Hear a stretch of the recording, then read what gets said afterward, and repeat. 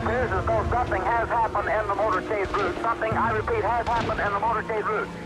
There's numerous people running up the hill. On the 22nd of November 1963, U.S. President John F. Kennedy is assassinated in Dallas, Texas. The policeman says, no, you cannot come in here. You cannot come in here. For 50 years, the truth behind the tragic events has been veiled by secrecy, conspiracy theories, and classified government records. Now, two experts have re-examined the evidence, and their conclusions are startling. Could Kennedy's secret killer have been hiding in plain sight all along?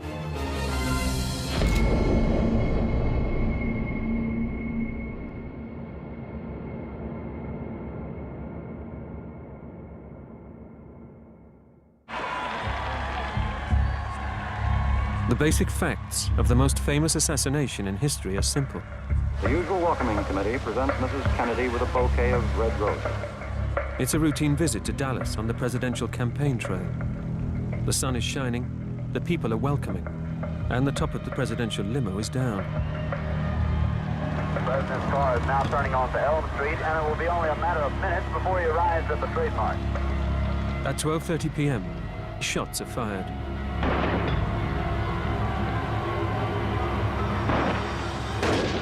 President John F. Kennedy is mortally wounded, and Texas Governor John Connally is seriously injured. It was definitely the president's car. We can see the First Lady's pink suit. That's the only identification we could. Both men are rushed to nearby Parkland Hospital. Half an hour later, President Kennedy is pronounced dead. The President of the United States is dead. Kennedy's suspected killer, Lee Harvey Oswald, 45 minutes after the assassination, murders a police officer. He's then arrested in a Dallas movie theater. Then President Kennedy's body is flown to Washington for the autopsy. 2 days later, Dallas club owner Jack Ruby shoots and kills Kennedy murder suspect Oswald. He's been shot. He's been shot. Lee Oswald has been shot. The next day, President Kennedy is buried at Arlington Cemetery. That's where the accepted facts of the Kennedy assassination end, and the mystery of what actually happened begins.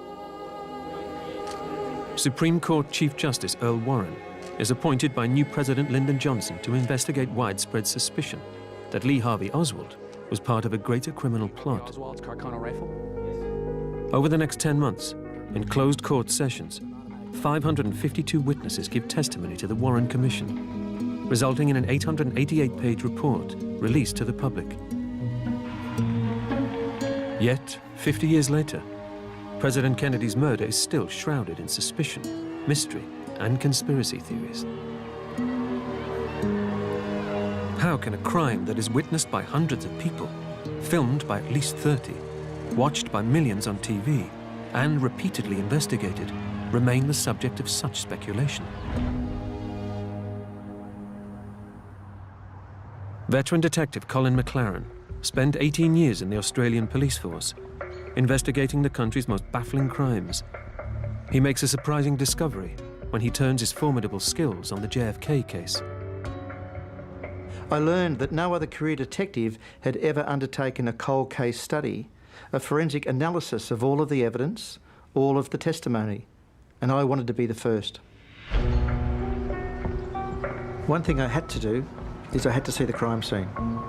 Once I got there, I looked up at the 6th floor of the book depository. I had great trouble understanding why 24 Secret Service agents hadn't seen a man with a gun.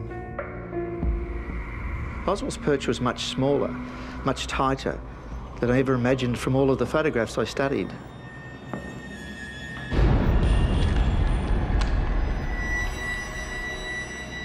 The thing that struck me most about this case, that even after 50 years, with the majority of the American people rejecting the Warren Commission findings, it's those findings that stand today. McLaren knows he's not the first person to seriously question the Warren Commission's findings. In 1967, American news network CBS put these findings to the test. CBS News had a tower and target track constructed to match exactly the heights and distances in Dealey Plaza. The target, a standard FBI silhouette, moved by electric motor at 11 miles an hour. approximately the speed of the presidential limousine. 11 volunteer marksmen took turns, firing clips of 3 bullets each at the moving target. The CBS special asks, is it physically possible to fire 3 rounds in 5.6 seconds or less, using the antiquated Mannlicher Kokano bolt-action rifle Lee Harvey Oswald had used? It is a clumsy weapon to bring to that sort of a fight. Lee Harvey Oswald, let's be honest, he had a bit of junk. A weapons engineer had the best score. 3 hits in 5.2 seconds. So CBS concludes that it is plausible to fire the 3 shots on target in less than 5.6 seconds. Here we have an outstanding ballistics man who did that controlled test. However, it was his 3rd attempt. So he had a few rehearsals. Lee Harvey Oswald, he was on the fly. He had his gun out and he was pointing it and he was shooting. He had no rehearsals and he was riddled with obviously adrenaline and pressure, nerves and probably fear. So I can't accept that he could get 3 away in that amount of time at all. Neither could Howard Donahue. Not only was he the best marksman, he was also a ballistics expert. His test on CBS News launches him into a personal investigation that would eventually reveal who really killed JFK.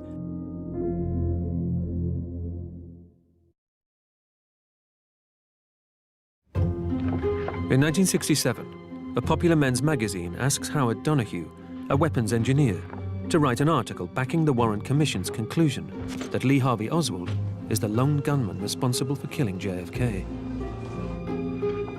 First, Donahue looks at ballistics. The Warren Commission concluded that Oswald fired 3 shots. His first shot passed through Kennedy's neck, wounding him and Texas Governor John Connally. Oswald's second shot missed entirely, and his 3rd shot hit JFK in the head and killed him. Donahue decides to examine each of the 3 shots. What the commission said was Oswald's first shot is probably the most contentious. The commission found that the bullet struck President Kennedy at the base of his neck, just to the right of his spine, exited his throat below the Adam's apple, struck Governor Connally beneath and behind his right armpit, shattered 4 inches of Connally's 5th rib, exited below his right nipple, and crashed through his right wrist, before finally lodging 2 inches deep in Connally's left thigh. For many critics of the Warren Commission, the position of the 2 men in the presidential limousine rules out the single bullet theory. The critics find it preposterous that a bullet slanting down from the right rear of the president could pierce his throat, make a sharp right turn, enter the extreme right side of Connally's back. But Donahue discovers that Connally and his wife are riding in jump seats. The jump seats were close to the center of the car and lower than the bench seats the Kennedys rode in, which means that Governor Connally was sitting lower down and further inboard than it appeared. Donahue places Connally where he was actually sitting, with his body turned. Now, the bullet's trajectory lines up perfectly. He proves that the Warren Commission's often ridiculed single bullet theory is in fact correct. Critics of the Warren Commission also argue that the bullet is too pristine to have ripped through 2 men. But to his trained eye, the bullet was in fact deformed. This contention that the bullet was perfect was a fallacy. This is further proof to Donahue that the Warren Commission's single bullet theory was correct. But does the bullet match Oswald's rifle? Mr. Frazier. Firearms expert FBI agent Robert Frazier answers that question before the Warren Commission. Are you familiar with this exhibit? Yes, sir. This is a bullet which was delivered to me in the FBI laboratory on November 22nd. And did you examine this exhibit to determine whether it had been fired in Exhibit 139, Lee Harvey Oswald's Carcano rifle? Yes, sir. And what was your conclusion? It was. Exhibit 399 was fired from the rifle 139. The FBI tests showed that the marks on the bullet matched the chamber of Lee Harvey Oswald's rifle. That's equivalent to fingerprints. Donahue agrees that the single bullet struck the president and Connally, but he wonders if that was actually the first of the 3 shots, as the commission stated. Even the surviving victim, Governor Connally, disagrees with the Commission's findings. I am convinced beyond any doubt that I was not struck by the first bullet. I know that I heard the first shot, that I turned to my right to see what was happening. Seeing nothing, I was in the process of turning to my left, and I was struck by a second shot. The third shot struck the President, but did not strike me. Now, as I said earlier, this testimony was presented to the Warren Commission. They chose to disagree with my interpretation and my memory of what had occurred. Donahue discovers that senior Secret Service agent Roy Kellerman's testimony also contradicts the Commission's order of shots. Kellerman was riding in the front seat of the presidential limousine. That's right, sir. He describes what he heard after the first shot. There was a report like a firecracker, pop. And as I turned my head to the right to view whatever it was or see whatever it was, I heard a voice from the back seat, and I firmly believe it was the President's. My God, I'm hit. Donahue wondered how President Kennedy could say this if that first shot had cut through his throat and windpipe, the way the Commission said it did. Why did the Warren Commission say that the first shot hit JFK in the back of the neck? There is ample corroborative evidence from many witnesses that saw the first shot hit the pavement and ricochet off. Virgie Rashley was a bookkeeper at the book depository. In her Warren Commission statement, she says she saw a bullet bouncing off the roadway. I saw a shot or something hit the pavement. What did it look like when you saw it? Well, as I said, I thought it was a firecracker. It looked just like you could see the sparks from it. Is it possible that a fragment from this ricocheting bullet struck Kennedy, causing him to exclaim, "My God, I'm hit," before he was shot through the neck by the second bullet? Donahue thinks so, and is now convinced that the Warren Commission got the order of the first two shots wrong. Next, he turns his attention to the bullet that delivered JFK a fatal headshot. Dr. James Humes is the pathologist in charge at the Bethesda Naval Hospital. He conducts the President's autopsy just a few hours after his assassination. When Humes testifies before the Warren Commission, he's asked to describe the damage the third shot inflicted. The third obvious wound at the time of the examination was a huge defect over the right side of the skull. This defect involved both the scalp and the underlying skull, and the brain substance protruding. According to Humes' testimony, the wound extended 10 to 12 centimeters back to front, from just behind the President's ear to just above his hairline. This enormous wound is a total mystery. One bullet pierces the bodies of two men and emerges in one piece. Yet the bullet that hit Kennedy in the head explodes in a hail of lead. Why did these bullets perform so differently? This is not the work of a 4-metal jacket bullet. This is more the work of a frangible bullet that is designed to explode violently upon impact. Colin McLaren wants to see the difference in bullet performance, starting with the full metal jacket bullet that Oswald used in his Kakano rifle. This is a 4-metal jacket round. It's a Kakano 6.5mm round. It's designed for warfare. It's designed to travel. Ready to fire. Firing.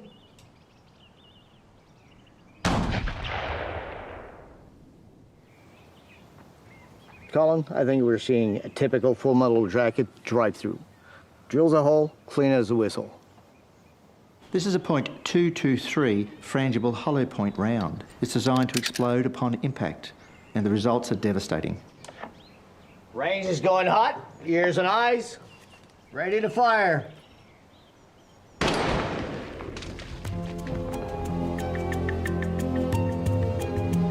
As a ballistics expert, Donahue knew that you did not get one shot going straight through and one shot that explodes from the same gun and the same ammunition. According to the autopsy report, the entrance wound's diameter is 6mm, and the bullet tunnels for 15mm before fragmenting. Donahue drills a hole, exactly the same size as the entrance wound recorded at the autopsy. If the shot had come from Oswald's Carcano rifle, the entrance wound in JFK's skull would have to be at least the diameter of the bullet, or bigger. But the entrance wound is only 6 millimeters in diameter. Therefore, it's simply impossible for a 6.5 millimeter Carcano bullet to have impacted JFK's skull. But if the third shot could not have come from Lee Harvey Oswald's rifle, why were 3 shell casings found at his sniper perch? The advocates of the lone gunman theory will always mention the 3 spent casings that were found in Oswald's perch. One of them was away from the other 2, and Howard Donahue explains the single one perfectly. It was dented and probably used as a chamber plug. That is to stop moisture and grit from getting into the chamber. The dented casing was found several feet from the other 2 casings. Perhaps Oswald ejected this chamber plug before firing the first 2 shots from the window. So if the third and fatal headshot didn't come from Lee Harvey Oswald's rifle, where did it come from? The Warren Commission calculated that the headshot came down at a declination of just under 16 degrees. The trajectory from the book depository was 16 degrees down and about 6 degrees right to left, based on the midline of the vehicle. Bonar Menninger is a Kansas-based journalist who chronicled Howard Donahue's search to uncover what happened in Dallas. Even if the entrance wound and Oswald's position lined up, that right to left trajectory would have suggested that the exit wound would have been somewhere in his left side of his face, maybe his forehead, his nose, and not the upper right portion of his skull. Donahue decides to conduct his own trajectory tests. He uses the Warren Commission's autopsy exhibits to determine the bullet's entrance and exit points. He drills the exit hole and hopes to trace the line of trajectory back to its source. Donahue slides a dowel through the skull to line up the trajectory with the position of President Kennedy's head at the time of the third shot. Howard couldn't believe it, that it was absolutely impossible for the trajectory from Oswald's sniper position to have caused the wound that Kennedy suffered in his head. Didn't make sense. It looks like the Warren Commission's lone gunman theory is wrong. Seeking answers, Donahue meets pathologist Dr. Russell Fisher. Fisher has been appointed by the Attorney General to re-examine JFK's autopsy, and he reveals startling new information about the president's head wound. Dr. Fisher told him that the entrance wound was mislocated. It's much higher, maybe 4 inches in this area here, perhaps here. Higher. Huh. At the autopsy in Bethesda, it was down here by the occipital protuberance, which is that bony bump on the back of your skull, but in fact, Dr. Fisher's panel found that it was 4 inches higher. It's at 1 inch to the right of the midline. A big difference. Armed with this new information, Donahue can now trace back the trajectory of the fatal shot based on the entrance wound's correct location. What he discovers comes as a complete surprise. On his drawings, he traces that trajectory back. He's shocked to discover it goes over the left rear seat of the Secret Service agent's follow-up car, close behind the presidential limousine. Could the fatal shot have been fired by an agent? Donahue writes to the Secret Service and asks for the names of the agents who rode in the follow-up car, what weapons they carry, and what caliber those weapons are. The Secret Service replies that they do not disclose the types of weapons they use, other than that agents are issued .38 caliber revolvers. The letter adds that Secret Service agents fired no shots at the time of the assassination. But Colin McLaren discovers witnesses who contradict the Secret Service. There is 10 witnesses that claim to have smelled gunpowder at the time of the shooting at street level. Dallas patrolman Earl Brown is standing on a railway bridge, looking down at the motorcade as it races to Parkland Hospital. I heard those shots and then I smelled this gunpowder. Oh, I'd say a couple minutes later or so. Dallas Mayor Earl Cabell and his wife Elizabeth are sitting in a convertible 4 cars back from the presidential limousine. I was acutely aware of an odor of gunpowder. With the wind at 15 miles per hour from the southwest, that gunpowder couldn't have come from the 6th floor window, not with the wind blowing in Lee Harvey Oswald's face. To Colin McLaren, the testimonies from witnesses who smelled gunpowder at street level are strong evidence of a second shooter. One of these witnesses was Senator Ralph Yarborough, riding with Vice President Lyndon Johnson in an open Lincoln, directly behind the Secret Service follow-up car. I've hunted all my life, and I've handled all kinds of weapons in the Army. I knew they were rifle shots, and there were 3 of them. A second or 2 later, I smelled gunpowder. I always found that strange, because being familiar with firearms, I could never see how I could smell the powder from a rifle in that high building. You don't smell gunpowder unless it blows in your face. If a second weapon was fired, whose was it? After the shooting, police gather several dozen witnesses, many claiming to have seen it. The Dallas Sheriff's Office found the best type of witness, those that saw something on the day and were prepared to make statements before they could be corrupted from outside influences. I heard at least 2 shots fired. 22-year-old Hugh Betzner is standing alongside the motorcade taking photographs. I also saw a man in either the president's car or the car behind his pull out what looked like a rifle. Hugh Betzner is just one of the people to see a gun at the scene. McLaren discovers that there are others. Senator Ralph Yarborough is in the motorcade. He also says that he saw a Secret Service agent pull out a rifle. I heard 3 shots, no more. All seemed to come from the right rear. Some of the Secret Service men looked backward and to the right, in the general direction for where the explosion seemed to come from. The one Secret Service man sitting down in the car ahead of us pulled out an automatic weapon or rifle, and he looked backward. Dallas Mayor Earl Cabell is traveling in a convertible 4 cars behind the presidential limousine. We could tell, of course, that there was confusion in the presidential car. Activity.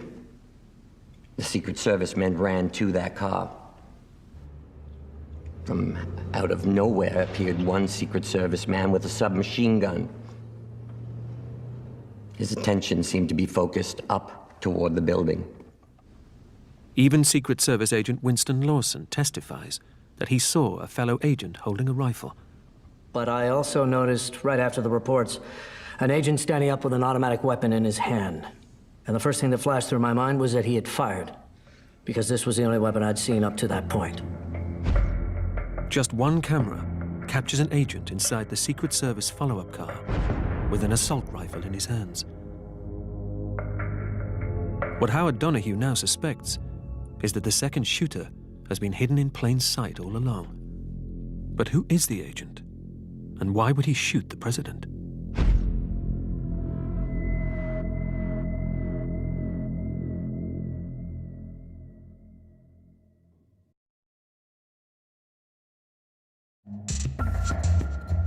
Howard Donahue concluded that the Warren Commission's lone gunman theory was wrong. There had to be a second shooter in Dealey Plaza.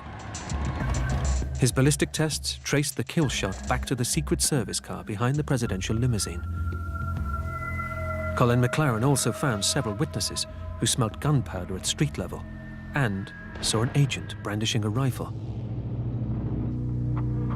In the days immediately after the assassination, the Secret Service agents are ordered to write statements about their actions that day, including George Hickey. The last shot seemed to hit his head and cause noise at the point of impact, which made him fall forward and to his left again. At the end of the last shot, I reached to the bottom of the car and picked up the AR-15 rifle, cocked and loaded it, and stood partway up in the car and looked about. At this point, the cars were passing under the overpass. George Hickey's version of what happened is interesting. He claims that he had hold of the AR-15 just as they were going underneath the underpass. Yet, you've got 11 different witnesses who gave testimony that say very clearly he had hold of the weapon at the time of the third shot. That is, of course, back on Dealey Plaza. Interestingly again is, of those 11, 7 of them are Secret Service agents. Agent Winston Lawson rides in front of the president, in the lead car. He gives a sworn statement about what he saw. I noticed Agent Hickey standing up in the follow-up car with the automatic weapon. I first thought he fired at someone.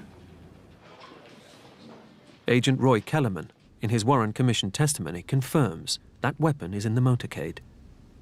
We have an AR-15. It's out of its case. It won't be shown. It could be laying on the floor, but she is ready to go. Ready to go means that the assault weapon is cocked, loaded, one up the spout, and safety on. In the case of George Hickey, all he would have had to have done was flip the safety, point, and shoot. But that's not what Agent Hickey claims in his written statement. I reached to the bottom of the car and picked up the AR-15 rifle, cocked and loaded it, and stood partway up in the car and looked about. Why did Hickey say he cocked and loaded the AR-15 when Kellerman testifies it was ready to go? Earl Warren confronts Secret Service Chief James Rowley about the use of assault rifles in the motorcade.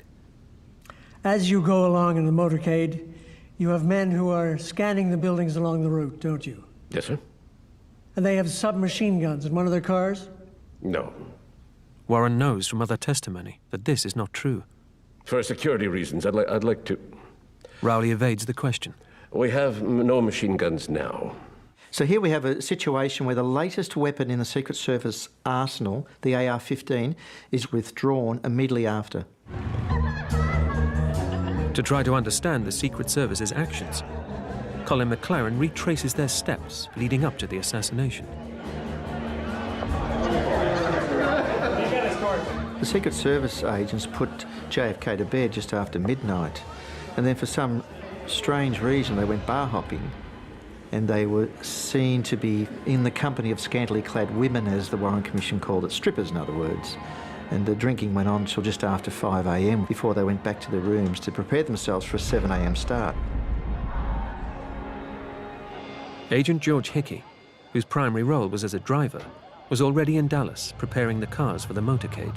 He in fact was gazetted or attached to the garage, that is to polish the cars, check the oil and water and prepare it for the president and the motorcade.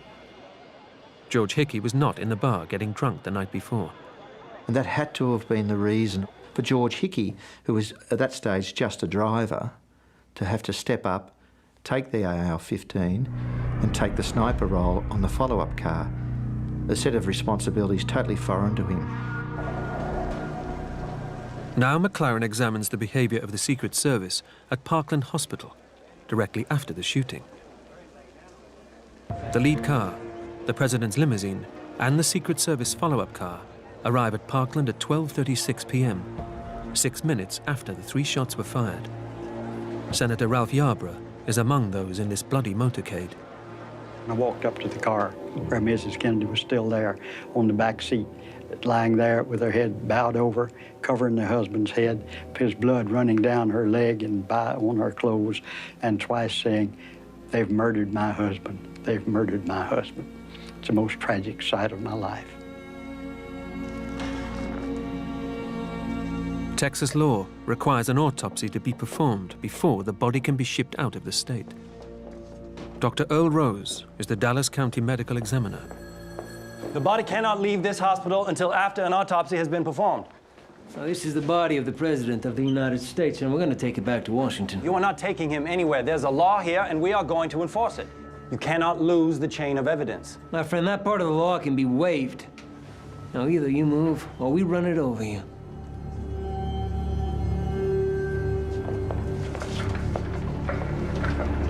The Secret Service escorts the President's body from Parkland Hospital and loads the casket aboard Air Force One. I was struck by the heavy-handed manner in which the Secret Service and the presidential aides removed the body from Dallas. Was it simply a panicked reaction to the chaos of the moment, Or was it more a deliberate attempt of a cover-up of what happened earlier that day in Dealey Plaza? Air Force One touches down at Andrews Air Force Base outside Washington at 5:58 p.m. President Kennedy's body is driven to Bethesda Naval Hospital for the autopsy. Chief pathologist James Humes and his team know their efforts here tonight will be critical to any criminal proceeding against the crime's perpetrator. J. Edgar Hoover has sent FBI agents James Siebert and Francis O'Neill to stay with the body through to embalmment. He expects a detailed report on everything that happens in the autopsy room. Typically, a small pathology team are alone, but this is no ordinary autopsy. Here we have an autopsy where there's at least 30 people inside the suite. Representatives of the Army, the Navy, the Air Force, the FBI, technicians, pathologists, all working in this massive crush to get the autopsy done, arguing, talking over each other. The head pathologist, Dr. Humes, even stated in evidence that he wished he could have chucked them all out. Just stay back a little bit, please. It was like trying to do delicate neurosurgery in a three-ring circus. 30 years after the JFK assassination, the Clinton administration initiates the Assassination Records Review Board to release documents relating to the shooting and conduct interviews about JFK's autopsy. This gives Colin McLaren access to vital information that was classified during Howard Donohue's investigation in the 1970s. In 1995, the ARRB subpoenaed all records to do with the Dallas trip from all agencies involved. They wanted to inspect all the books. Unfortunately, the Secret Service destroyed their documents, all their records, the week earlier. Of course, why would they do that? Did the Secret Service have something to hide? From the outset, McLaren thinks basic forensic practices were being ignored. Secret Service agents' clothing is spattered with JFK's brain matter. Their clothing should have been bagged up and treated as exhibits. They were witnesses. They should never have been there, yet they stayed for the duration. Dr. Humes examines the president's head, recording a massive wound 130 millimeters in diameter. He concludes it is the result of a bullet that's exploded. X-ray technician Gerald Custer X-rays the president according to Dr. Humes' instructions. Good. Clear. When developed, these X-rays clearly show multiple bullet fragments in the skull. Later, Custer's boss, Dr. John Ebersole, approaches him. He made it perfectly clear I was not to speak of this. If you could, convey the sense of the words that he gave you as best as you can. Keep your mouth shut. Okay, that's perfectly blunt. Forensic photographers take many photos, especially of JFK's head wound. Young photographer Floyd Reeby testifies to taking around 100 shots on 8 or 9 separate film rolls. They are crucial evidence. When you finished with one roll of 35mm film, what did you do with that? Well, I took it out of the camera and gave it to one of the Secret Service agents there. The FBI records show that 22 color rolls and 18 black and white rolls are taken. Their care is entrusted to the Secret Service agent, Roy Kellerman.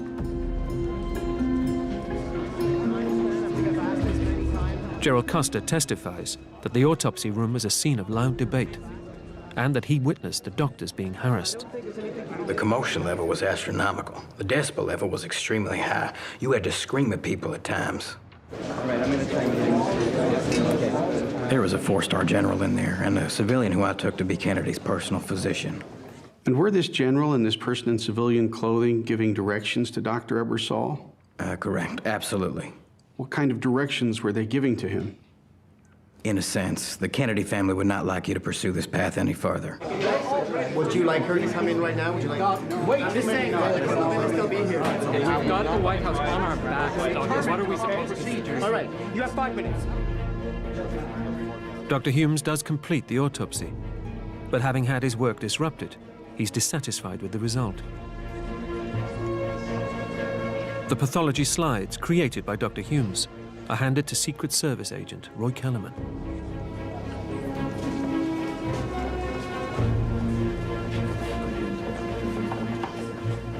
If everything in the autopsy suite was on the up and up, you would have had a cause of death sorted out within about 3 or 4 hours.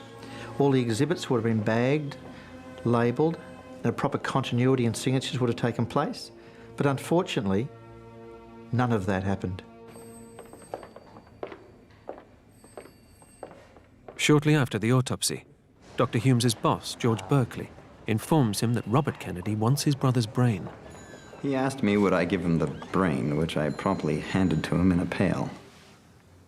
Then the mystery really begins, because what happened after that, I don't know. What George Berkeley did with the brain is the mystery of the century. And why I so easily acceded to his wishes, I don't know. Other than he was talking about Bobby and the family and what they want. Days after the autopsy, Dr. Ebersole returns from a meeting at the White House with the Secret Service. He has a strange request for Gerald Custer. He gave me 3 or 4 different metal fragments varying in size, and he asked me to tape them to the bones. And did you tape them to the bones? Yes, sir. Custer says he was asked to manufacture an X-ray that would obscure detection of an explosive frangible bullet by placing full metal jacket bullet fragments on JFK's remains. Well, that was the most dramatic. After I signed the gag order, I was told that if anything, no matter what got out, it would be the sorriest day of my life, and that I'd spend most of my time behind prison walls. A few days later, the chief photographer and Floyd Reeby are approached by a Secret Service agent. You mentioned something related to a secrecy oath.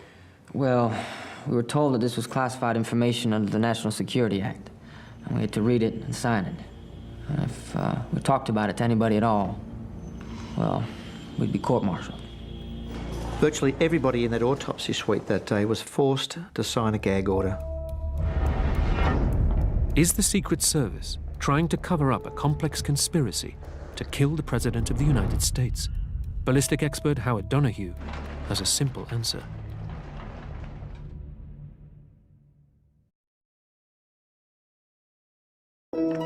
As McLaren scours the Warren Commission report, he discovers that some vital witnesses from the autopsy were never called, and that, in his view, pivotal evidence was disregarded. Most crucially, the autopsy notes of FBI agents James Siebert and Francis O'Neill.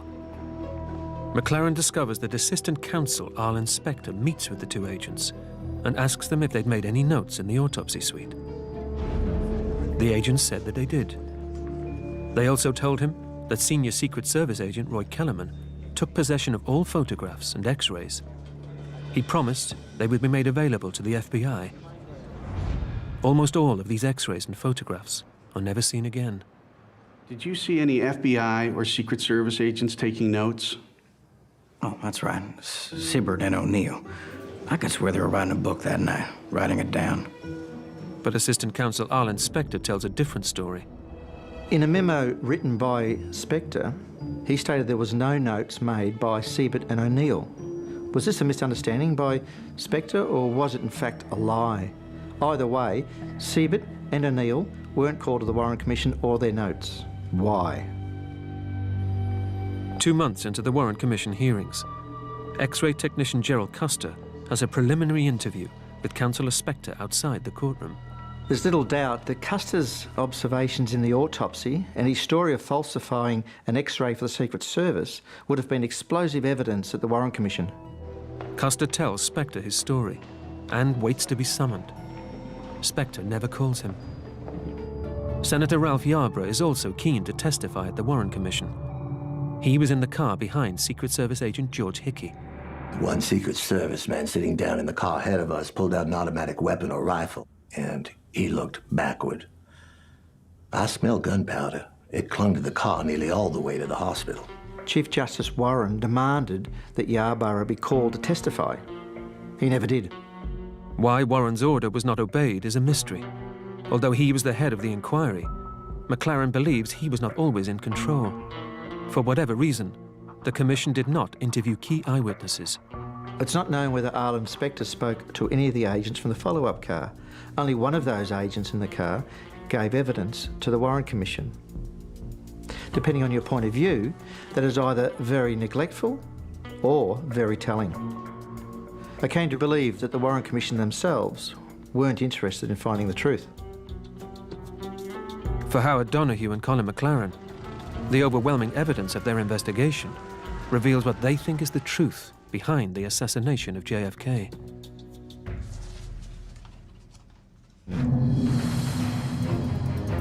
Three shots are fired.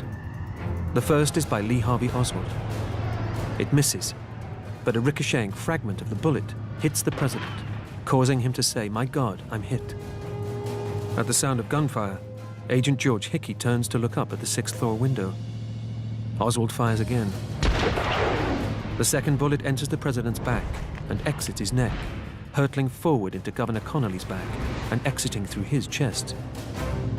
Hickey picks up the AR-15 to return fire, flicks off the safety, and as the follow-up car lunges forward, he pulls the trigger. The presidential car is rushed to Parkland Hospital, where, McLaren believes, a massive cover-up begins. Both Donahue and McLaren find that 11 people are able to put the assault rifle in George Hickey's hands at or before the time of the third shot. 7 of the 11 are Hickey's fellow Secret Service agents. McLaren and Donahue also identified 10 people who testified that they smelled gunpowder at street level at or around the time of the shooting. You don't smell gunpowder unless it blows in your face. The autopsy in Bethesda, Maryland is also suspicious to McLaren. The Secret Service's interference, the falsified X-rays, the lost photographs, and the missing brain of the president all suggest a conspiracy. We talked about it to anybody at all, well, we'd be court-martialed. Finally, there is the Warren Commission itself, with its unsummoned witnesses, unheard testimony, unanswered questions, and unpresented evidence. Colin McLaren believes the Warren Commission had their shooter conveniently dead. They had their murder weapon. They had a plausible forensic account of a 3-bullet assassination. Case closed. McLaren believes that the US government was covering up Secret Service agent George Hickey's fatal shot. But why did Hickey shoot the President of the United States? Both Donahue and McLaren agree the third shot that hit Kennedy was the result of a tragic accident. Agent Hickey reached down on the seat beside him, grabbed the AR-15, bring it to his shoulder. He flipped off the safety, and at that time he fell over backwards and the gun went off, striking President Kennedy in the back of the head. What Howard proved, in my view, was that Oswald didn't fire that shot, and most likely it was fired by Agent George Hickey from the follow-up car accidentally. In the panic of the moment, you know, in the chaos of combat, he's trying to respond, he's trying to do his job. He's probably already acquired Oswald visually, gonna return fire, and fate intervenes. George Hickey never takes the stand to be cross-examined about his statement. He never speaks publicly about the assassination. He dies in 2005.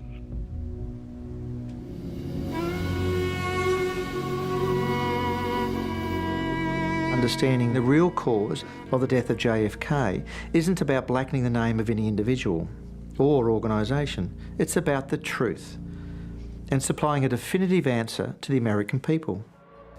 An answer no more complex than a tragic accident colliding with a foolhardy assassination attempt. Maybe it's time to quietly close the door behind history's most talked about and debated crime scene.